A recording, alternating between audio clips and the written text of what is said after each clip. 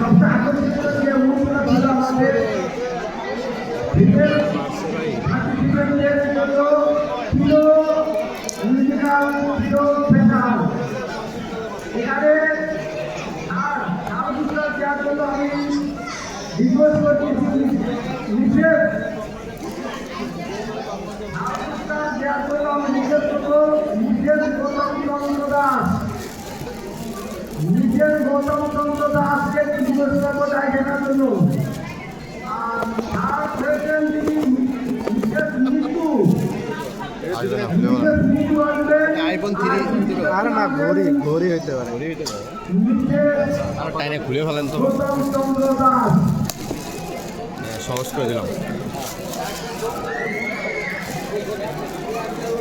খারাপ না দেখি এবার তো ভাই ভিডিও করেন না ওই যে করতেছি তো ভাই কি